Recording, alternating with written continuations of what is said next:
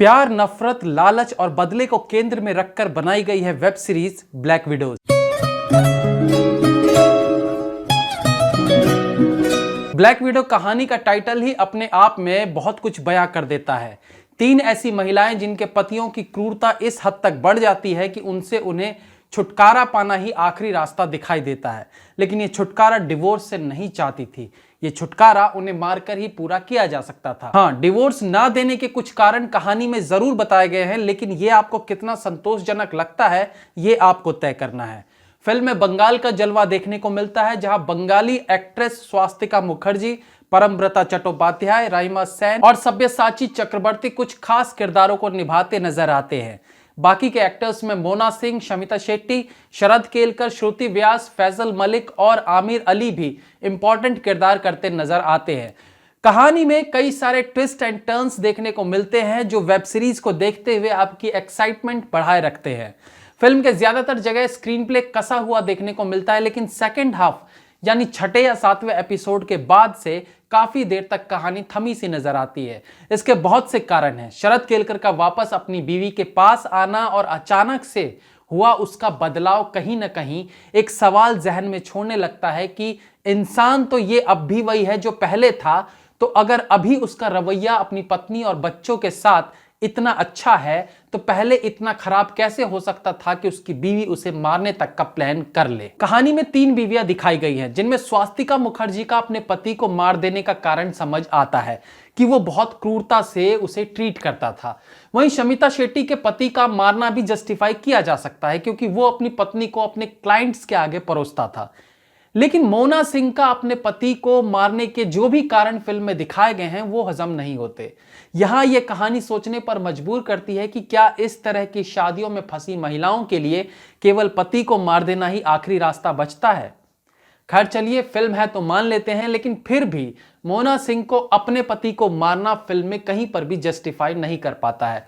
आते हैं सीरीज के दूसरे कैरेक्टर यानी शमिता शेट्टी पर, जो इन 3 महिलाओं में से एक थी जो अपने पति को मारने का प्लान करती है और सबसे ज्यादा इसी कैरेक्टर की कहानी फिट बैठती है कि वो अपने पति को मार दे। लेकिन फिर मारने के बाद जिस तरह से शमिता शेट्टी को दिखाया गया है वो भी हजम करना आसान नहीं है।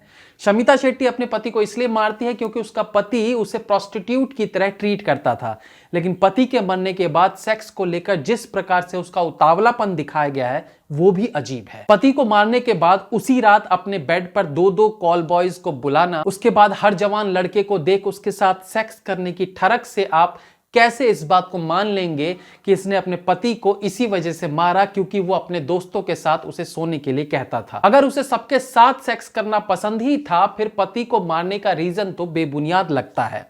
पति के खौफ और उसके गुस्से के कारण मोना सिंह अपने पति को मारती है, लेकिन जब वो वापस आता है तो अपने पति के सामने ही बॉयफ्रेंड को ले आती है। बॉयफ्रेंड को रूम में बुलाकर अपने पति को कमरे से बाहर निकाल देती है। पति शरद केलकर लगातार माफी मांगता रहता है, पछताता है, लेकिन बीवी का कहना है कि उसे नई शुरुआत करनी है, वो वापस ही क्यों आया, और उसे घर से जाने के लिए कहती है। और कमाल की बात यह है, ये वही पत्नी है जो अपने पति को इसलिए मारना चाहती थी क्योंकि वो गुस्सैला था, बेटी को मारने की धमकी देता था जिससे वो डरी रहती थी। तो जब वो वापस आता है तब मोना सिंह का मनोबल इतना कैसे बढ़ जाता है कि वो अपने पति के सामने ही बॉयफ्रेंड से इश्क फरमाने लगती है। उसका डर खत्म होने का क्या रीजन था, जबकि उसे भी पता था कि घर, ऑफिस, प्रॉपर्टी सब उसके पति का ही है।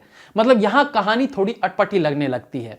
इन्हीं सीन्स के दौरान शरद केलकर लगभग हर दूसरे सीन में एक ही बात बोलते हैं, मैं चला जाऊंगा, बस रिकॉर्डिंग मिल जाए।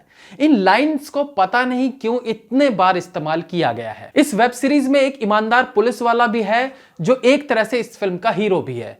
उसके पास अरेस्ट वारंट होने के बाद भी वो उस औरत को गिरफ्तार ना करके उसके साथ रात बिताना भी कहानी में एक्सपेक्टेड नहीं लगता है। एक फिल्म में कुछ भी ऐसे ही नहीं हो जाता है। हर सीन के पीछे फिल्म में पहले से एक बेस बनाया जाता है, लेकिन इस सीन में ऐसा कुछ नहीं लगा। और तो और उस औरत को अरेस्ट नहीं करता है, रात बिताता है उसके साथ और फिर भी अपनी ईमानदारी की ढींगे हाँकना नहीं छोड़ता। ये सीन सच में फनी लगता है कि हाथ में अरेस्ट वारंट है और उस महिला के बिस्तर पर सेक्स करने के बाद कहता है, मैं चाहूंगा कि तुम्हारा नाम इस केस में ना आए। I mean totally mess up. इस कहानी का 8वीं बार रीमेक हुआ है। ओरिजिनल फिनिश सीरीज को अब तक कई बार अलग अलग देशों में रीमेक किया जा चुका है, जैसे यूक्रेन में, एस्टोनिया में, लुथोनिया में, द मिडिल ईस्ट में, मैक्सिको में। इन सभी देशों में इस वेब सीरीज का रीमेक ऑलरेडी बन चुका है, अब जाकर इसे भारत में बनाया गया है। फिल्म के आर्ट डायरेक्शन पर भी बात की जानी चाहिए। इन तीनों महिलाओं के घरों में इतना ज्यादा आर्ट दिखाया गया है कि लगता ही नहीं ये हमारे देश के आम घर होंगे।